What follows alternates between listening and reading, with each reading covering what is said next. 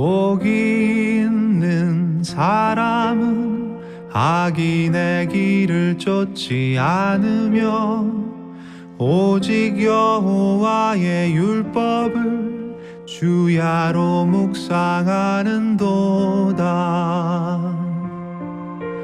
그는 시냇가에 심은 나무가 철을 따라 열매를 맺으며 그 잎이 시들지 않듯이 모든 일이 다 잘 되리라. 주는 신실하시니 그는 성실하시니 의의 길을 따르라. 주의 길을. 주는 신실하시니 그는 성실하시니 의의 길을 따르라. 주의 길을. 이 57편이 다른 시편에 비해서 타이틀이 많아요. 예, 그래서 왜 하필 57편이냐라고 했을 때 이 57편은 여러분들 지난주에도 제가 말씀드렸듯이 이 시편을 5개의 권으로 나눈다고 그랬어요. 그래서 두 번째 권의 세 번째 파트, 그러니까 지난주에 우리가 나눴던 50편을 중심으로 해서 51편부터는 다윗의 시편이에요. 그래서 51편부터 72편까지, 그 다음에 73편부터가 제3권이 시작됩니다. 자, 그래서 다윗의 시편이 이제 2권에 51편부터 있는데 그 51편 가운데 오늘 여기 뭐라고 그랬어요? 여기 믹담시라고 되어 있어요. 이 믹담시라고 하는 것은 시편에 전체 다 합쳐가지고 6개밖에 없어요. 150개 중에 이 믹담시는 딱 6개밖에 없습니다. 그래서 믹담시가 뭔가를 찾아봤더니 돌에 새긴 시다라고 하는 거 돼 있어요. 그러니까 이 믹담시라고 하는 것은 돌 위에 새겨진 시편, 혹은 황금의 시편, 혹은 대속의 시편이라고 하는 뜻이에요. 그래서 성경학자들이 이 믹담시의 이 공통성, 이 6개의 믹담시를 보니까 우리가 유추하건대 이거는 너무 중요하고 너무 간직하고 싶어서 돌에 새겨버리는 거예요. 모세에게 하나님이 십계명을 주셨을 때 돌판에 새겼다고 그랬거든요. 자, 그래서 우리도 여러분들 학교 다닐 때 보면 좋은 시나 좋은 문구나 좋은 성경 구절이나 이런 데 보면 글자를 쓰잖아요. 써가지고 책상 위에 붙여놓기도 하고, 그죠? 예. 그래서 매일 보는 거야. 예. 그 다음에 또 저 같은 경우는 이 코팅을 했어요. 코팅을 해가지고 책갈피도 쓰기도 하고, 어쩔 때는 책받침으로 아예 놓고 쓰기도 하고. 그래서 중요하고 나한테 굉장히 와닿고 의미가 있고 이런 것들은 이렇게 따로 보관을 했어요. 예. 그거를 믹담시다라고 이야기를 하는 거예요.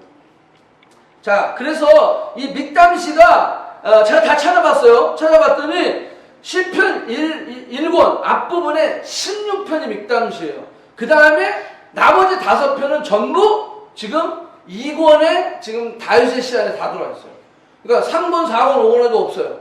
2권에 다 들어와 있어. 2권에 다 들어와 있고 그 믹담시가 보니까 오늘 읽은 57편을 비롯해서 오늘 바로 앞장, 그 다음에 그 뒷장, 그래서 56, 57, 58, 59, 60 요게 나란히 믹담시야. 그러니까 이게 뭐 우연히 됐겠어요?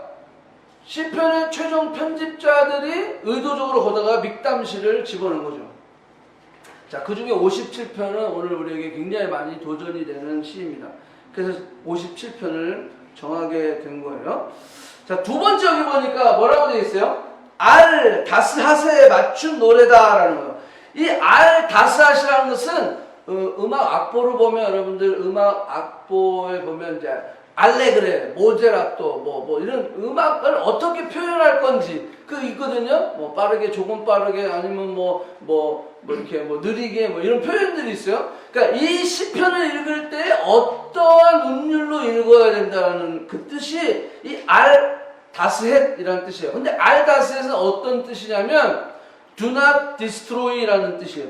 그러니까 나를 멸하지 마소서, 나를 파멸시키지 마소서, 나를 망하게 하지 마소서. 예, 자신이 힘들고 억울하고 지치고 절망의 상황 가운데에 이 처해 있는 그 상황 가운데 하나님 do not destroy me, 나를 멸망시키지 마소서, 나를 멸하지 마소서 라는 간절함을 가지고 불러야 된다. 그게 어떻게 부르는지는 잘 모르겠지만 그런 마음을 가지고 불러야 된다는 거야. 그러니까 우리가 57번을 읽을 때는 정말로 그런 간절함이 있어야 돼요. 절망 가운데, 좌절 가운데, 낭만 가운데, 억울하고 정말로 그런 두렵고 그런 우울하고 아주 침울한 그런 상황 가운데 do not destroy me, 그런 느낌을 가지고 57편을 읽고 낭송하고 한번 느껴보라는 거예요. 자, 그게 오늘 여기 보면 알다스헷이라고 하는 그런 표제가 나는 거기에 맞춰서 노래를 부르라는 거예요. 마지막 표제를 보니까 뭐라고 나왔어요? 다윗이 사울을 피하여 굴에 있을 때라고 되어 있어요. 이 굴은 어떤 굴인지는 몰라요. 예, 다윗의 인생에 17살까지 목동이었어요. 그 다음에 기름 부음을 받고 17살 이후에 골리앗을 때려잡습니다. 골리앗을 때려잡은 다음에 17살 이후에 그때 당시 사울 왕이었는데 사울 왕이 있었던 수도 기브아로 여러분들 진출을 하는 거예요. 그러니까 베들레헴의 시골 목동이 갑자기 서울로 상경을 하는 거예요. 그것도 왕의 오른팔로. 예, 골리앗을 때려잡았으니 이제 정말로 고생 끝, 행복 시작. 그게 기브아의 사건이거든요. 근데 거기에 5년밖에 못 있어요.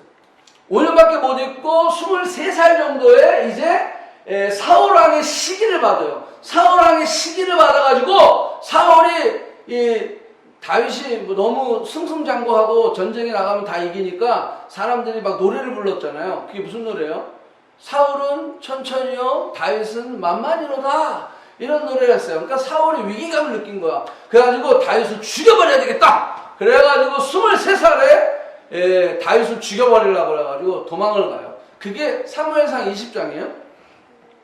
사무엘상 20장에 이제 다윗과 요나단의 그 이별이 촥 나와요. 난 너를 좋아하는데 어쩌고 막 그러면서 그래가지고 이별을 해요. 이별을 하고 이제 20장의 도망자의 생활을, 이게 23살의 도망자의 삶을 살다가 21장에 도망 가다가 어디까지 가냐면 3일 동안 굶어요. 굶어가지고 결국 이제 블레셋 땅까지 가요. 그게 가드라고 하는 데까지 가는데, 블레셋의 가드 왕 있는 데까지 가는데, 거기에 가서 보니까 다윗이 왔네? 다윗이 왔는데 보니까 이 사람들이 바보가 아니잖아. 그동안 다윗과 싸웠는데. 그런데 다윗이 어떤 그 민족의 영웅이었는지, 이스라엘의 민족의 영웅이었는지 이 블레셋 사람들이 다 아는데 그 땅에 가 있는 거야. 거기까지 숨어간 거야. 왜? 사울이 죽이려고 그냥 하다 보니까 가다 못해 블레셋 땅까지 가버린 거야.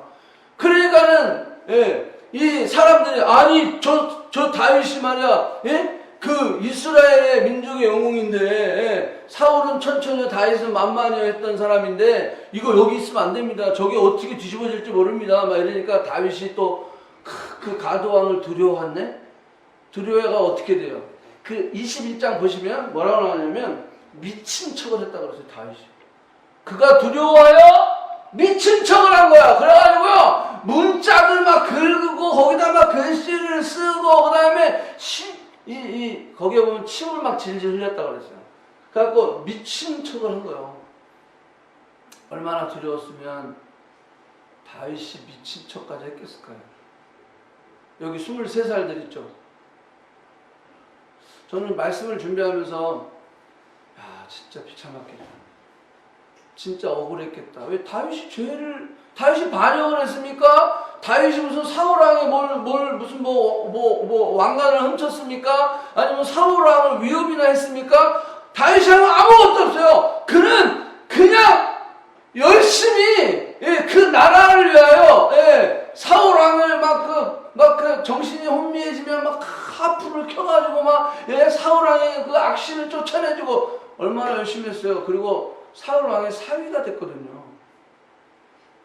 근데 사위를 장인어른이 그렇게 죽여버리려고.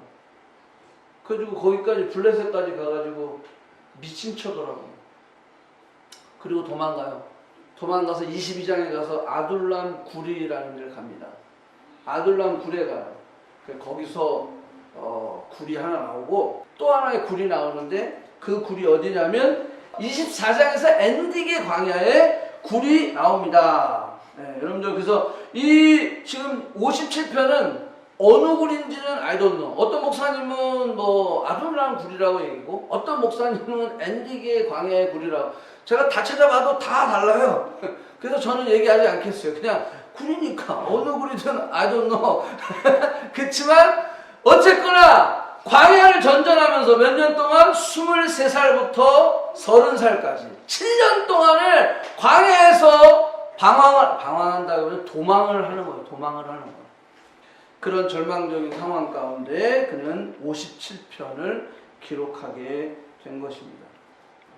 다윗은 사울을요 원수로 적으로 아주 패역한 군주로 보지 않았어요. 심지어는 사울을 자신의 군주로 하나님께서 기름 부으셔서 세우신 왕으로 그대로 인정하는 다윗의 모습을 볼 수가 있어요. 어떤 상황에 지금 자기가 지금 광야를 전전하면서 죽음의 위협 가운데에 그 동굴 짐승이 있고 그렇게 그 정말 냄새나는 그렇게 뭐 아주 프레시하고 막 드라이한 것도 아니고 막 축축한 그러한 그 어두운 그런 동굴을 전전하면서 몇 년 동안 7년 동안 그럼에도 불구하고 다윗은 우리가 그걸 알 수 있어요. 사울이 죽었을 때 다윗은 기뻐하지 않았어요. 같이 울었다라고. 그걸 보면 알 수가 있어요. 다윗이 얼마나 하나님 중심, 내가 이 행동을 통하여 이 말을 통하여 하나님께 영광이 될까 안 될까를 생각했다라고 하는 거예요. 하나님이 기름 부으셨는데 그가 나를 죽이려고 해. 그럼에도 불구하고 기름 부으신 하나님은 왕이기 때문에 이 왕을 왕으로 인정하는 것은 하나님을 하나님으로 인정하는 그 행위와 같은 거죠. 내가 이 왕을 무슨 이런 왕이 있어라고 하고 대들고 리벤지하고 만약에 죽였다면 하나님이 기름 부은 세우신 왕 하나님을 하나님으로 인정하지 않는 행위라라고 그런 생각을 했던 것이죠. 자, 그래서 이제 이 57편의 배경은 바로 그런 것입니다. 다윗이 그런 절망 가운데 그런 어려운 상황 가운데 그가 이렇게 그 굴에서 20편을 쓸 수 있었다라고 하는 거예요. 자, 그럼 우리가 본문으로 한번 좀 가볼게요. 자, 57편 1절 보겠습니다. 1절. 하나님이여 내게 은혜를 베푸소서, 내게 은혜를 베푸소서. 내 영혼이 죽기로 피하되 주의 날개 그늘 아래서 이 재앙이 지나가기까지 피하리이다. 여러분, 하나님이여 은혜를 베푸소서. 여러분들 은혜는 누구 보고 베풀어 달라고 그래요? 지금 상황은 사울왕한테 빌어야 하잖아요. 사울왕이여 은혜를 베푸소서 제발 나 좀 살려주세요. 그러지 않고 하나님은 다윗은 누구를 향해 지금 은혜를 베풀어 달라는 거예요? 하나님을 향한, 세상을 향해서가 아니라 하나님을 향해서. 왜? 하나님께 그 해답이 있다라고 하는 것을 다윗은 알았기 때문입니다. 여러분 56편을 잠깐 가보세요. 제가 슬라이드로 준비는 안 했지만 56편을 잠깐 가보면 56편 1절과 57편 1절이 똑같아요. 하나님이여 은혜를 베푸소서라는 동일한 첫 머리가 나와 있어요. 그거 왜 그러냐면 57편은 거기 표지어를 보세요. 거기 보면 블레셋으로 갔을 때 이 가드에서 블레셋인에게 잡힌 때에 불렀던 노래, 그게 56편이에요. 그게 뭐예요? 사무엘하 21장이라고 그랬잖아요. 22장의 아둘람을 바로 가기 전에 이 가드에 있는 블레셋, 거기 블레셋에 가가지고 아기스 왕 앞에서 그가 잡혔을 때 56편을 그가 불렀다는. 그래서 성경학자들은 이 56편과 57편은 쌍둥이 시편이다, 트윈스 쌈이다라고 이야기를 할 정도로 56편과 57편은 바로 연관이 되어 있다라고 하는 거예요. 그 스토리가 이렇게 연결되어 가고 있다라고 하는 것을 우리가 볼 수가 있어요. 자, 이 다윗이 56편에 이런 어려움을 당했어요. 그리고 57편에 이 굴 속에서 이런 어려움을 당하고 광야 광야 가운데 어려움을 당했어요. 그 다윗의 심정을 이 57편 4절은 이렇게 표현하고 있어요. 자, 내 영혼이 사자들 가운데 살며 내가 불사르는 자들의 중에 누웠으니 곧 사람의 아들 중에라. 그들의 이는 창과 화살이요 그들의 혀는 날카로운 칼날 같도다. 그들이 내 걸음을 막으려고 그물을 준비하였으나 내 영혼이 억울하도다. 그들이 내 앞에 웅덩이를 팠으나 자기들이 그 중에 빠졌도다. 여러분들, 사자 가운데 산다는 거예요. 그러니까 자신의 지금 진짜 사자랑 같이 사는 건 아니에요. 그러니까 그 심정이 그렇다라는 거예요. 여러분, 사자가 무엇입니까? 사자는요, 먹이 사슬 중에 가장 탑이에요. 그죠? 짐승들의 먹이 사슬이 있잖아. 그 먹이 사슬 중에 가장 탑이라는 거예요. 이걸 다윗은 알았죠. 그죠? 양을 치는 목자였으니까 당연히 사자가 모든 먹이 사슬 중에 가장 이 탑에 있다는 걸 알고 있었어요.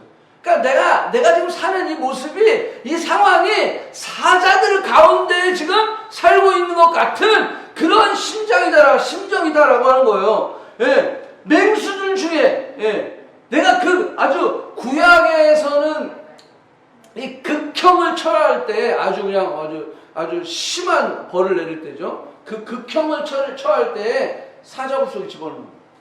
사자굴 속. 그래서 다니엘을 사자굴 속에 집어넣잖아요. 자, 그처럼 이 정도로 이 다윗의 상황은 절박했다라고 하는 거예요. 이 정도로 다윗의 상황은 어려웠다라고 하는 거예요. 힘들었다라고 하는 상황을 이야기하고 있는 거예요. 그 다음에 최고의 머리사슬을 가지고 있는 사자, 그것은 이스라엘의 최고의 왕, 사울 왕은 이스라엘의 탑이잖아 지금. 그 사울 왕이 3,000명을 데리고 자기를 죽이려 하니까 나는 사자, 여기도 들이라고 해서 복수라고 해서 복수, 사자 들 무리를 지어다녀. 여러분들, 사자들은 혼자 안 다닙니다. 사자는 항상 무리를 지어다니죠. 제가 그 동물의 왕국 찾아봤더니 보통 사자의 한 무리는 숫사자 2-3마리와 암사자 10마리 정도가 한 무리를 이룬다고 해요. 그래서 이들이 무리를 져서 사냥을 하면 대책이 없다고 해요. 여러분들 아이스에이지 봤죠? 아이스에이지 1번 첫 번째 보면 그 사자들이 무리를 짓잖아요. 무리를 져서 그 맘모스를 잡아먹으려고 다 이렇게 몰아가는 것들을 볼 수가 있어요. 그러니까 사자들이 무리를 져서 항상 다녀요. 예. 그러면서, 그러니까 지금 다윗이 그 무리를 져서 덤비기 때문에 어떻게 된 거야? 살아날 방법이 없다. There is no hope. 그 시츄에이션은 그렇다라는 거야. 그렇지만 다윗은 그 으르렁대는 사자들 속에서 지금 누구를 바라보고 있냐면 하나님이여 은혜를 베푸소서. 하나님이여 은혜를 베푸소서. 내가 죽게 피하나이다. 언제까지? 이 재앙이 끝날 때까지. 그렇게 고백을 하고 있는 것들을 볼 수가 있어요. 자, 여기 보면 뭐라고 나왔어요? 내 걸음을 막으려고 그물을 준비하였으니 내 영혼이 억울하도다. 난 너무 억울합니다 라는 거예요. 여러분, 그물이나 어떤 함정을 판다라는 것은 사람을 잡기 위함입니까? 짐승을 잡기 위함입니까? 짐승이죠, 당연히.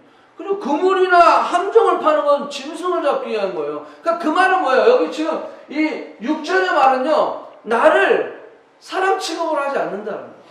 짐승 취급을 내가 지금 받고 있다라고 하는 거예요. 그 표현을 지금 다윗은 하고 있는 거예요. 예.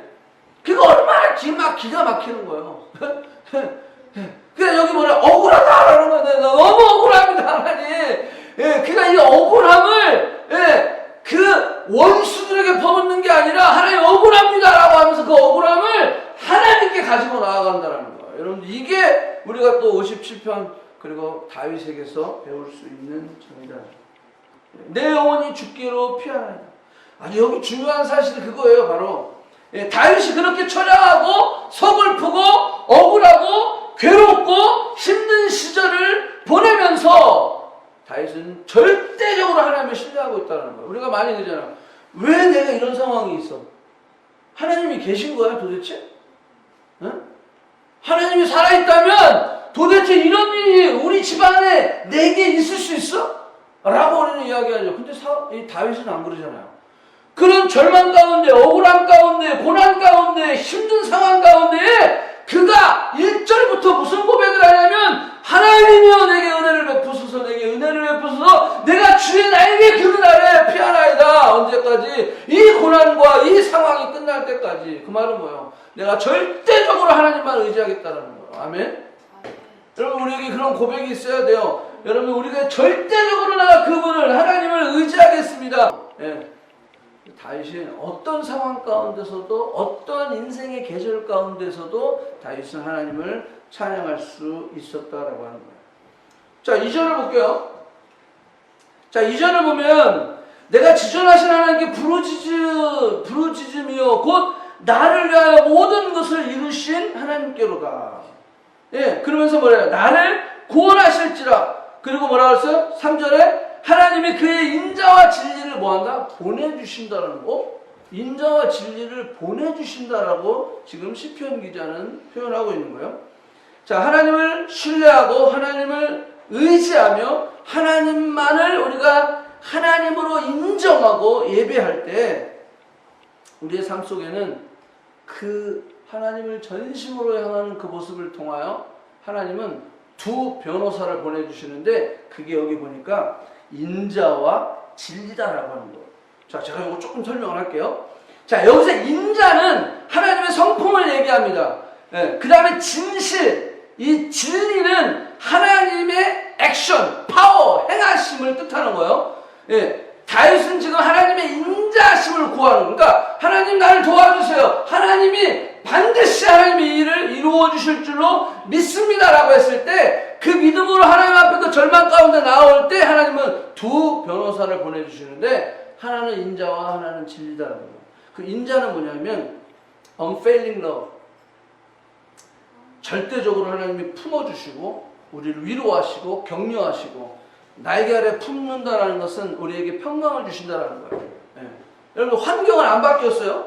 환경은 그대로 여전히 광야예요. 그렇지만 다윗이 하나님을 향할 때 하나님은 인자를 보내주시는 거야. 그 인자를 보내주셨다는 건 하나님의 성품을 의미하는데 그 성품은 뭐냐면 우리에게 평강을 주시겠다는 거야. 우리에게 하나님의 그 unfailing love, 영원히 절대적인 사랑, 변하지 않는 사랑, 그 사랑을 우리에게 주시겠다라는 거, 부어주시겠다라는 거요. 환경은 안 변했어요. 그렇지만 우리가 하나님을 향할 때 하나님 우리에게 평강을 주시고 하나님의 사랑을 깨닫게 하시고 느끼게 해주시는 거야. 그런데 이것만 느끼고 위로만 받고 그거 끝난 게 아니지. 예, 바울과 신라가 옥중에서 찬양을 했을 때 평강이 임했어요. 기쁨이 임했어요. 야, 우리가 예수 그리스도를 위해서 핍박을 받는구나. 아싸! 이렇게 있었어요. 그런데 그 인자만 온 게 아니라 뭐가 왔어? 진리가 왔어. 진리는 하나님의 행동, 하나님의 파워인데 그 진리는 뭐냐면 하나님께서 이들로 하여금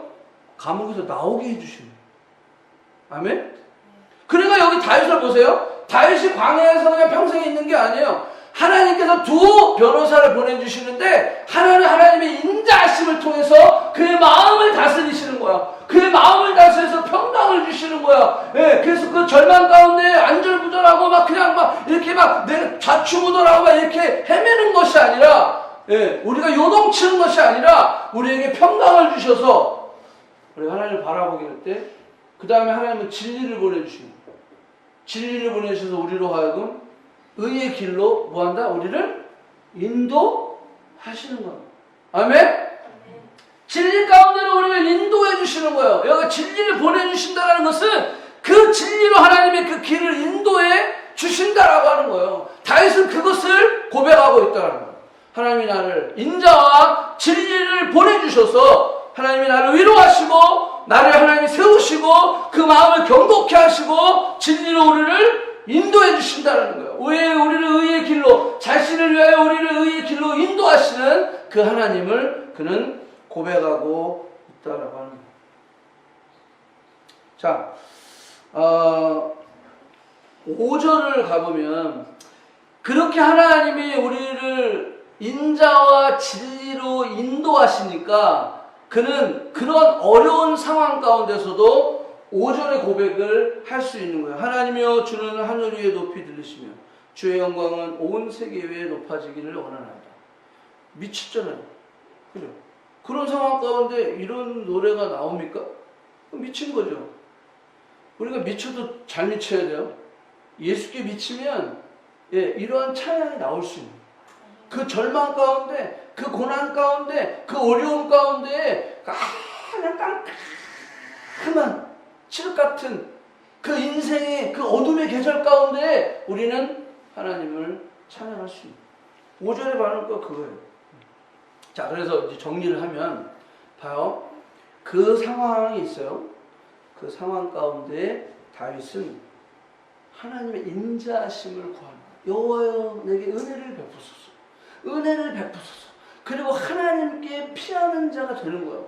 여러분 우리 인생에는 피할 길이 있는 사람이 있고 피할 길이 없는 사람들이 있어요. 그죠? 여러분 어떤 절망 가운데 있을 때 나는 이제 갈 곳이 없다라고 했을 때 사람은 인생을 포기합니다. 근데 어떤 절망 가운데 있을지라도 나는 갈 길이 아직 있어 라고 생각하는 사람은 포기하지 않습니다. 제가 어저께 BC 나면서도 얘기했지만 여러분들 우리가 무슨 문제가 어려워서 무너지는 경우는 없어요. 왜 무너지냐면 두려워서 무너지는 거예요.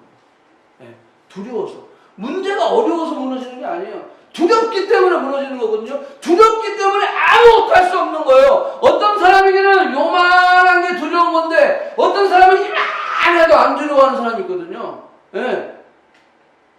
그러니까 문제의 어려움과 쉬움의 문제가 아니라 내가 두렵냐 두렵지 아니하냐 그게 우리의 마음의 결정이에요. 그래서 내 마음을 확정되고 확정되었다는 거예요. 내 영혼을 주님 앞에 맡기겠다는 거예요. 우리의 영혼, heart 이게 너무 중요한 거예요. 그래서 57편에 계속 내 영혼이 그 영혼이 그 얘기하고 있는 거예요. My heart, my heart. 자, 여러분들 이 5절의 고백을 할 수 있는 삶, 그 5절의 고백을 할 수 있는 삶이 저와 여러분의 삶이기를 축복합니다. 네. 여러분 우리 인생 가운데 고난 올 겁니다. 여러분들 어려움, 시련, 외롭고 지치고 억울하고 진짜 막 다 포기하고 싶은 상황 수도 없이 올 거예요. 예수 믿는다고 안 오는 거 아니에요. 그런데 그 상황 가운데 우리는 5절을 고백할 수 있는 삶이 돼야 돼요. 그러기 위해서 오늘 제목 내가 새벽을 깨우리라.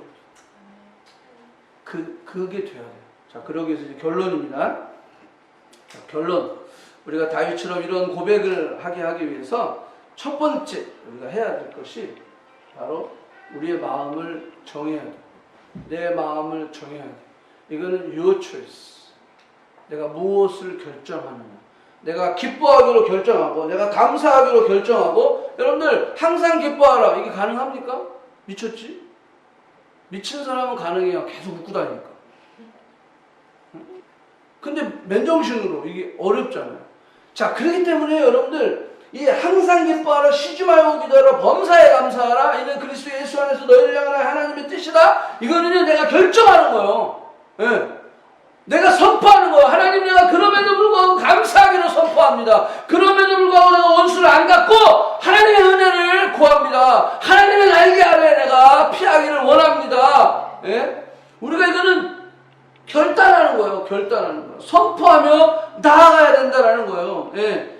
자, 그래서 우리가 이런 결단을 통해서 우리가 새벽을 깨워야 되는데 많은 교회들이 이 시편 57편 8절 새벽을 깨우리로다 이걸 갖고 새벽 기도를 하자 이렇게 얘기하는데 이건 그 말은 아니에요. 사실 여러분들 시간의 새벽은요 우리가 안 깨워도 옵니다. 그죠? 새벽은 안 깨워도 와. 새벽. 근데 여기서 얘기하는 이 새벽은 뭐냐면 우리의 영혼의 새벽을 깨워야 된다는 거예요. 너의 영혼의 새벽을 깨우지 않으면 이거는 하루가 돼도 안 나와. 시간의 새벽은요 그냥 12시간 24시간 돌아가는 거예요. 그냥 아침 되면 나는 자고 있는데도 그냥 해가 돋는 거예요. 예? 예, 이거는 그냥 나랑 상관없이 새벽이 와요. 예? 근데 여기서 얘기하는 새벽은 뭐냐면 영혼의 새벽을 깨워야 된다는 거. 내 영혼의 새벽이 내 영혼이 죽어 있으면 내 영혼이 자고 있으면 하나님의 은혜를 구할 수 없어요. 내 영혼이 자고 있으면 그 혼란 가운데 우리가 오전에 찬양을 할 수가 없어요. 내 영혼이 자고 있으면 우리는 남을 원망하고 저놈 때문이야, 저 때문이야, 심지어는 나 때문이야 그러면서 막 자신을 비하하고 막 남을 또 막 이렇게 하고, 여러분들 그래서 너 하다가 그 인생은 끝나는 거예요. 근데 여기 말씀처럼 우리가 마음을 결정해 이 영혼의 새벽을 깨울 수 있는 자가 돼야 된다라는 거예요. 자, 영혼의 새벽을 얘기하는 거예요. 자, 그래서 다윗은 1절, 4절, 6절, 7절에서 내 영혼이라고 그는 표현하고 있는 것입니다. 영혼의 새벽이 깨어있는 사람들은 우리가 바울과 신라, 여러분들 잘 알죠? 바울과 신라가 이제 사도행전 16장에 이제 종교회를 마치고 그 다음에 이제 전도를 나가잖아요. 2차 전도여행이요. 잡히잖아요. 잡혀서 옥에 갇힙니다. 옥에 갇혀요. 두들겨 맞습니다. 엄청 두들겨 맞고 옥에 갇혀요. 근데 두들겨 맞고 옥에 갇히는데 무슨 힘이 있겠어요? 내가 예수님 복음 증거하다가 내가 두들겨 맞았는데 이거 얼마나 억울해. 내가 잘못한 것도 아니고. 아니 주님, 내가 주님을 복음을 증거했는데 그럼 나를 보호해 주셔야지. 나를 최소한 맞지는 않게 해주셔야 될 거 아니에요. 이게 감옥이 옵니까? 우리가 불평불만할 수 있죠. 하지만 영혼이 깨어있는 사람들은요, 그 감옥 안에서 두들겨 맞고 그리고 그 감옥 안에서 그들은 찬양을 하기 시작해요. 네? 그 감옥 안에서 영혼이 깨어있는 다니엘은 사자굴 속에 들어가는 그런, 이게 기도하면 사자굴 속에 들어가는 거 알고도 그들은 기도하는 거예요.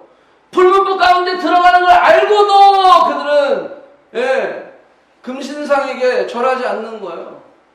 죽을 줄 알고도 애써는 그 왕 앞에 나아갈 수 있는 거예요.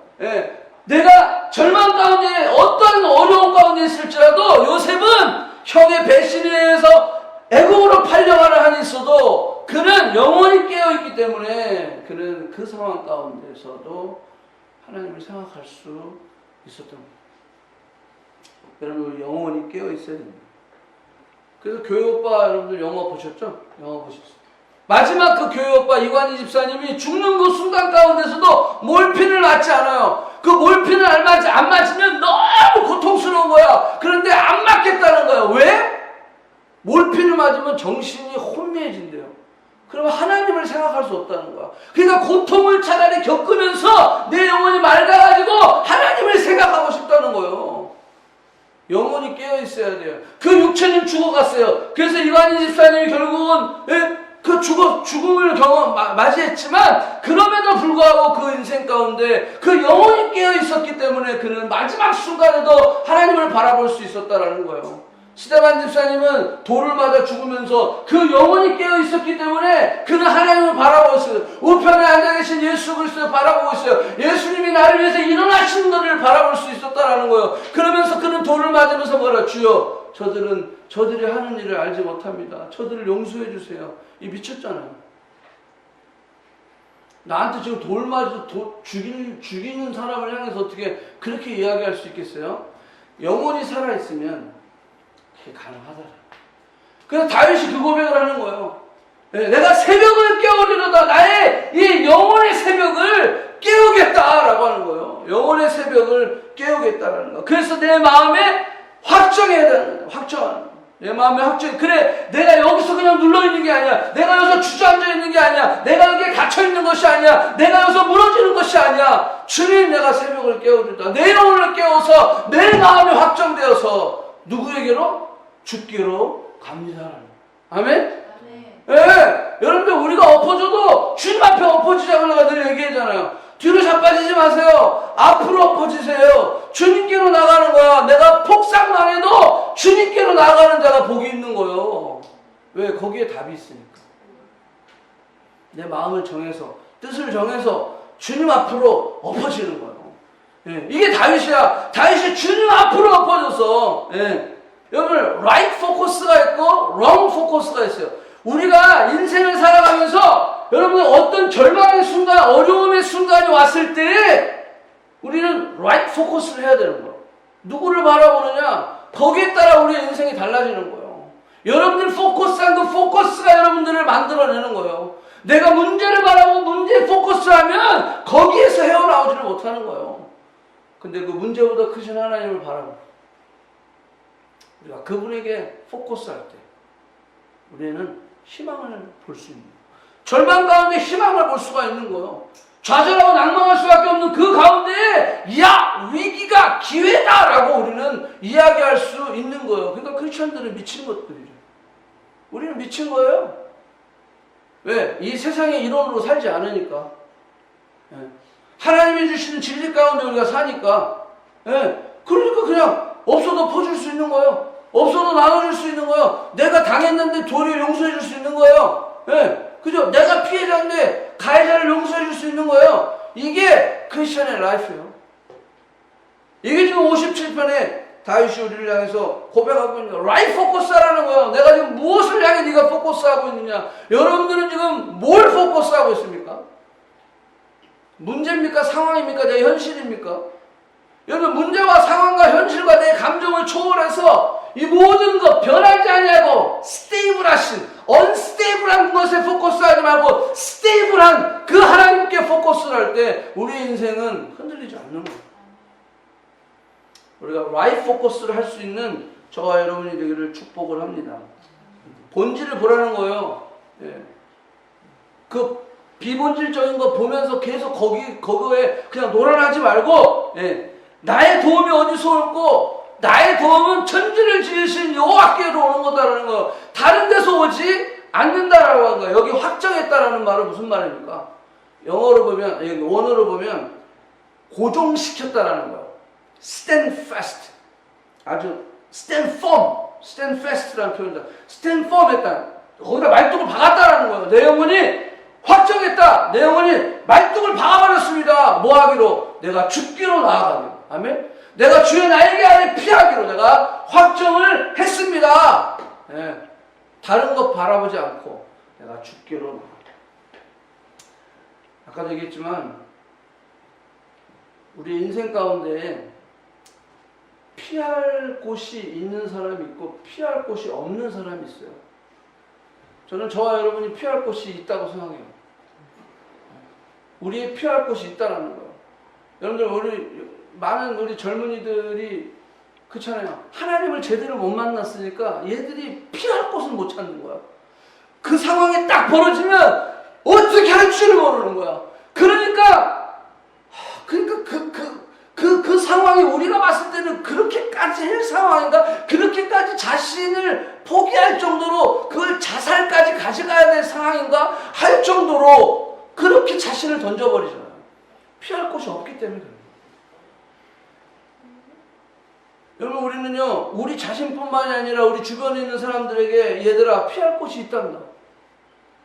우리는 피할 곳이 있단다라고 이야기해 줄 수 있어야 돼요. right focus, wrong focus를 했을 때 우리는 피할 곳이 없는 거예요. 왜? 그 wrong focus는요 변하거든요. 없어지거든요. 내가 그거 바라보고 왔는데 없어져 버렸네. 내가 그거 바랐는데 이게 막 요동치고 흔들리네. 이러니까 막 좌절하고 낭망하는 거예요. 우리 청소년들 특별히 많죠. 그들의 고민들, 성적, 대학, 친구, 이런 가정, 이런 관계 답이 없는 거예요. 왜? 자기가 해결할 수 있는 이게 없는 거예요. 그러니까 하나님께 나와요. 하나님께 포커스가 돼야 된다. 하나님께 나와왔을 때 하나님이 인자와 진리로 우리를 인도하시고 두 변호사를 우리에게 보내주셔서 우리를 인도해 가신다라고 하는 거예요. 예? 피할 곳이 있어요. 피할 곳이 있다. 여기 보니까 비파와 수구마 깰지어다. 내가 새벽을 깨우리다. 이 말은 뭐예요? 예. 내가 이제 마음을 정했어요. 예, 내가 피할 곳이 알고 있었어요. 자, 그래서 내 마음을 결정하고 내가 새벽을 깨우는데 거기서 머무르는 것이 아니라 뭐 하겠다는 거예요? 내가 예배를 드리겠다는 거예요. 내가 찬양을 하겠다라는 거예요. 액션을 취하겠다는 거예요. 믿음에 순종을 하겠다는 거예요. 다윗이 절망 가운데 하나님 앞에 기도하고 나아갔을 때 하나님이 인자를 보내주셨어요. 인자를 주셔서 예, 그 인자를 통해서 내 안에 평강이 임했어요. 그런데 하나님이 진리를 보내서 그를 인도에 나가시는데 그 인도에 나가실 때 그는 그 상황 가운데 하나님의 찬양을 했다는 거예요. 여러분 한번 생각해 보세요. 내 아들이 지금 엄청난 절망 가운데 있어. 정말로 힘들까? 내가 봐도 힘든 가운데 있어. 예. 정말 사자의 그 우리 안에서 그냥 하루하루 살아가는 그런 위기 가운데 그 아들이 있어. 근데 그 아들이 아버지를 바라보면서 찬양을 안 해? 그 어렵고 힘들고 그 진짜 다 쓰러지고 좌절할 수밖에 없는 상황 가운데 내가 주님의 날개 아래 피하면서 주님을 찬양하는 거야. 비파 수고받겠지어다. 예, 뭐 하고 있어? 너 외쳐서 소리 질러야지. 네가 힘들다고 찬양 안 해? 네가 힘들다고 예배 안 드려? 네가 힘들다고 막 다 스킵해버려? 네가 힘들다고 영적인 액티비티를 다 그냥 줄여버려? 그게 아니야. 더 깨어서 비파 수고받겠지어다. 여호와를 찬양하며 나아갈 때 액션이 들어가는 거거든요. 거기에 역사가 일어나요. 여러분 그 광경을 보는 아버지의 마음이 어떨까요? 네? 어떨까요? 그냥 가슴이 막 그냥 터질 것 같지 않겠어요? 내 새끼가 저렇게 어렵고 그 사자들 우리 가운데 있는 가운데 그 하나님을 향해서 도리어가 막 살려주세요 절규하고 막 지옥에서 막 이렇게 하는 그 외침이 아니라 하나님을 찬양하는 거야. 하나님을 막 예배하는 거야. 그 상황 가운데 어느 부모가 그게 저런 미친놈 나가겠네 그러겠어요? 하나님의 마음이 움직이는 거예요. 너가 그 상황 가운데서도 나를 향해 예배하는구나. 너가 그 상황 가운데서 나를 향해 찬송을 하는구나. 그 상황 가운데서 온 땅에 하나님의 영광이 들려지기 원합니다라고 네가 예배를 하는구나. 왜? 여러분 보세요. 사울왕을 죽이지 않았을 때 바로 그 생각을 한 거예요. 하나님은 하나님 되게 그는 예배하는 거예요. 죽일 수도 있었어요. 그렇지만 그런 행동을 통해서 사울왕을 죽이지 않았어요. 내가 어찌 여호와의 기름 부음 받은 자를 헤아려 그럴 수 없느니라. 그러면서 우리가 하나님을 다윗이 예배하고 나아갔을 때 여러분들 그때 하나님의 마음이 움직이는 거예요. 그때 하나님은 다윗을 통해서 하나님의 기적을 하나님의 기이한 일들을 이루시게 되는 거다라고 하는 거예요. 다윗이 아둘람 굴에서 찬양을 합니다. 다윗이 엔딩의 광야 굴에서 하나님을 찬양합니다. 예. 여러분들, 이 다윗의 아둘람 굴에는요, 400명이 있었어요. 한번 생각해 보세요. 다윗도 힘들어 죽겠어. 근데 400명이나 따라왔어. 여보세요. 형제와 온 집이 듣고 다 아둘람 굴로 다 따라왔어. 환난 당한 자, 빚진 자, 마음이 원통한 자, 다 그에게 모였어. 그의 우두머리가 되었어. 그에 함께한 자가 400명 가량이 되었더라. 실질적으로 그 아둘람굴을 견학해 본 사람이 이 글을 올렸더라고요. 가봤더니 한 100명, 입구가 되게 작대요. 그래서 숨을 수 있었대요. 입구는 되게 작은데 들어가 보면 안에 큰 공터 같은 게 있대요. 그래서 한 100명 정도 수용할 수 있는 굴이 아둘람굴이래요. 여러분 생각해 보세요. 그 굴에서 400명이 살았대요. 100명 정도 있을 수 있는 굴에서. 여러분들, 다윗의 10년 가운데 지금 내가 절망이요. 힘들고 어려워요. 내가 정말 21장의 아기스 왕 앞에 가서도 미친놈처럼 막 그랬었던 이 다윗이에요. 근데 22장에 가가지고 이제 아둘람굴에 갔는데 사람들이 모여들기 시작했어요. 여러분들, 일단 첫째, 사람들이 모여들면 남의 시선에 눈에 띄죠. 그러면 사울에게 잡혀올 가능성이 더 많아지는 거예요. 예, 이 혹을 띄어야 되는 거야. 혹을 띄어야 되는 거야. 다윗은 그러지 않았다. 여러분, 우리의 인생 가운데 여러분 한번 생각해보세요. 하나님이 보내주신 사람이 있는데 그 보내주신 사람이 나한테 너무 귀찮아. 너무 귀찮아. 나도 힘들어 죽겠는데 여기 보니까 환난당한 자, 빚진 자, 마음이 원통한 자가 다 그에게로 모였다라는 거예요.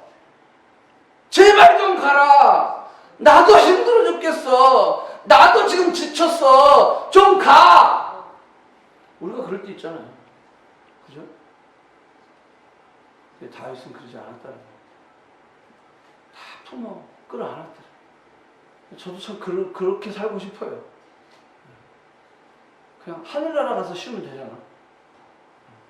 여기서 좀 덜 쉬면 뭐 어때? 응? 자, 57편을 이렇게 보면서 야, 다윗이 정말로 이렇게 400명, 나중에는요 26장에 가보면 600명으로 늘어. 200명이 더 늘어. 근데 여러분 보세요.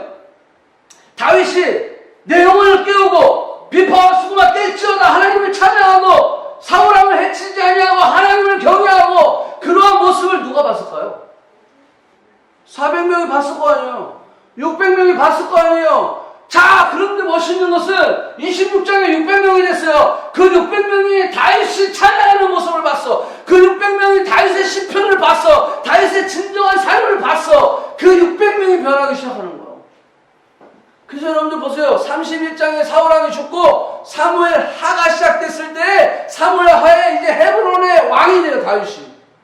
그때 이 600명이 다윗과 함께 그 나라를 이루어가는 거예요. 그리고 마지막 37살이 되었을 때 이스라엘 전체 나라를 다스리는 다윗 왕이 되었을 때 이 600명이 다윗의 참모가 되는 거예요. 여러분, 하나님이 붙여주신 사람이에요. 근데 하나님 붙여주신 사람이 여기 보니까 환난 당하고 빚지고 마음이 원통하고 다 그런 사람이래요. 하나님이 완성품, 완제품을 보내주시면 얼마나 좋아요? 그쵸? 근데 진행되고 있는 작업 중에 있는 사람들을 붙여주신단 말이야. 그런데 그럼에도 불구하고 우리가 하나님을 향해 기대하고 그 믿음으로 하나님께 나아갈 때, 우리가 하나님을 찬양하고 예배할 때, 여러분들 거기에 놀라운 기적들이 이루어지는 것입니다. 우리가 많은 고민들이 있어요. 우리 인생에 많은 짐들이 있어요. 근데 그 짐들이 저는 그것이 하나님께서 우리에게 주시는 훈련과 또 우리를 성장하게 해주시는 그런 과정이라고 나는 믿어요. 주께를 피하는 자의 삶, 그리고 새벽을 깨우는.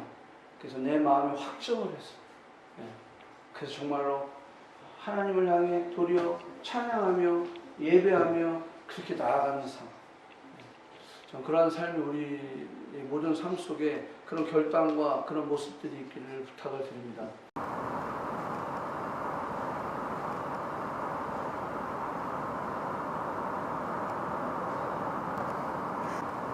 가방 무게 대고 성당 받아가세요.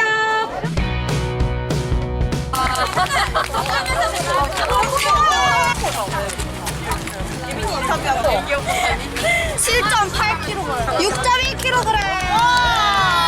와, 이 시대 공복해. 5kg. 오, 5kg 빼고 싶다. 와! 12.6kg. 12.6kg? 레전드다. 아니, 진짜 3.1kg. 하야, 나 공부인데? 아니? 그거 다 화장품이잖아. 맞아. 아, 인정. 이거 다 주말에 공부할 거예요? 역시. 8.6kg.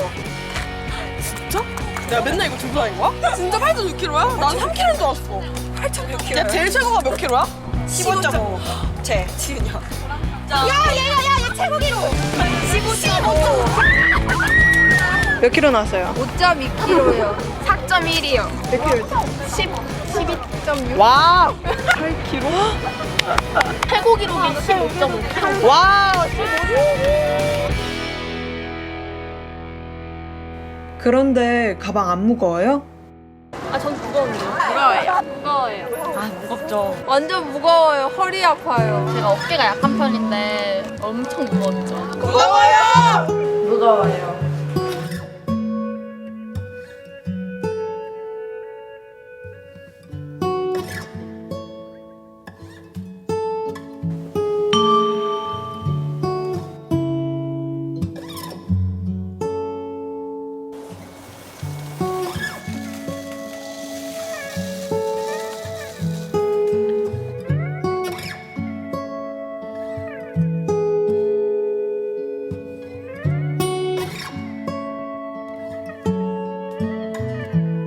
이 책가방 외에도 당신을 무겁게 하는 짐이 있다면 무엇일까요? 친구 관계? 진로, 성적, 학원이요. 공부요, 시험이요. 제가 나아갈 길이 정해져 있지 않다는 거? 공부를 잘해야 된다는 거. 잘해. 대학. 일단 대학을 가려고 내신을 챙기는 게 힘들고 또 내신 말고 스펙을 챙기는 건 더 힘들고 거의 다 뭐 똑같지 않나요? 공부랑 성적? 제일 힘들어요.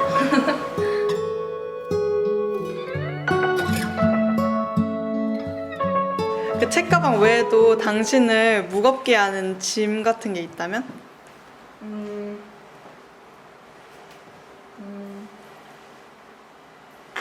아 잠깐만 나 울 것 같아.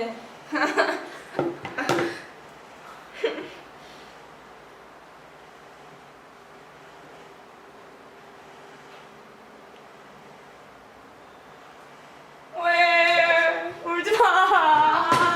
왜?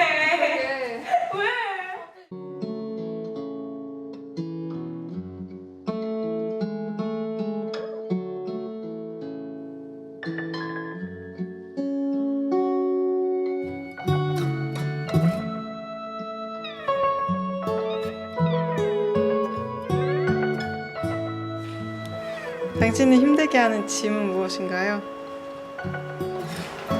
부모님의 기대.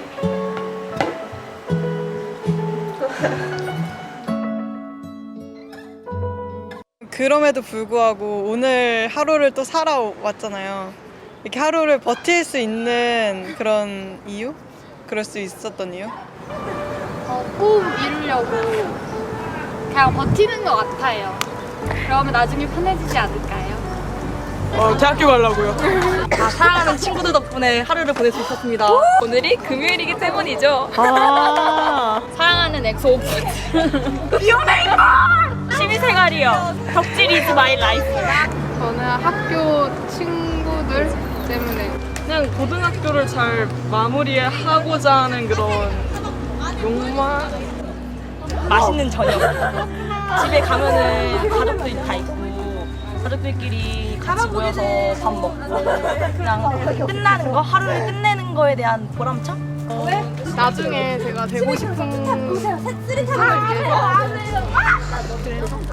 가족들 때문에요. 그 나의 미래 상상해봐가지고 마음이 좀 가벼워서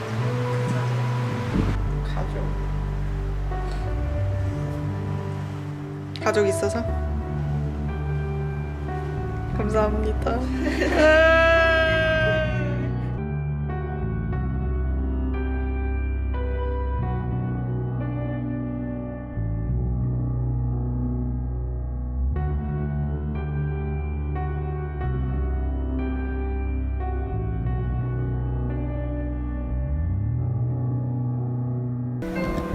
제일 많이 울었던 그 아이가 부모의 기대? 그것 때문에 너무 힘들고 또 부모님 고생하시는데 내가 잘 돼야 될 텐데 그렇지만 너무 생각보다 현실은 쉽지 않고 그럼에도 불구하고 그들 안에 또 가족 때문에 힘이 난다고 얘기하고 있어요. 부모님의 기대 때문에 힘들지만 가족 때문에 또 힘이 난다. 문제도 알고 답도 알고. 근데 여러분 저는 이런 생각을 해봤어요. 그래 대학을 가면 그래 네 꿈을 이루어지면 그리고 친구들과의 관계의 문제가 또 해결된다면 그 다음에 또 문제가 없을까요?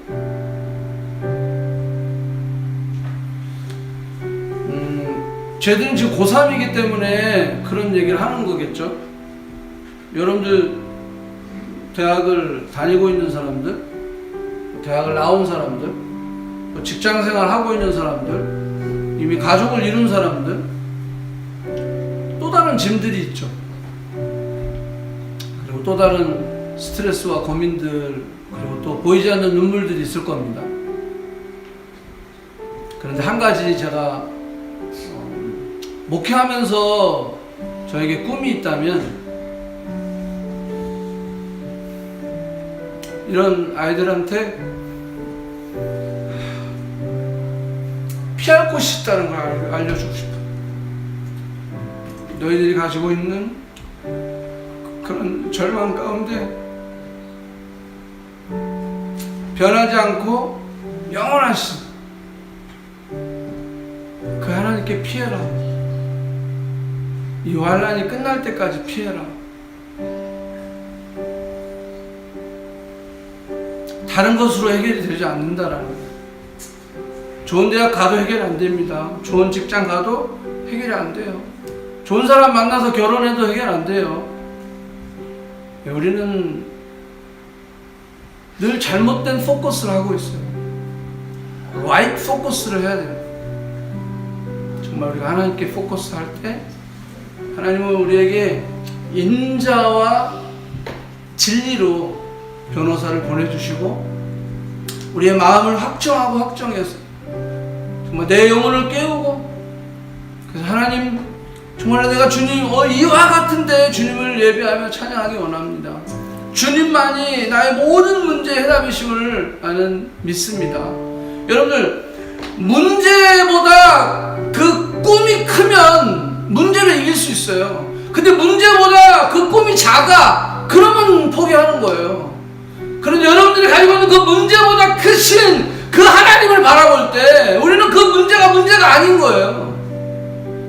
여러분 우리가 기대하고 설레임, 기대하고 그 어떤 뭔가 설레임이라는 것은 지금 내가 가지고 있는 이 고난보다 앞으로 받을 것이 더 크기 때문에 설레는 거 아니에요? 근데 그 설레임의 대상이 변하는 것이고 없어지는 것이라면 실망밖에 남지 않는 거죠. 근데 우리의 설레임의 대상이 변하지 아니하고 영원하신 그 하나님, 그 하나님의 약속, 그 약속을 믿는 그 믿음을 가지고 나아갈 때 우리는 고난 가운데 찬양할 수 있는 겁니다. 어려운 가운데 우리는 예배할 수 있는 겁니다.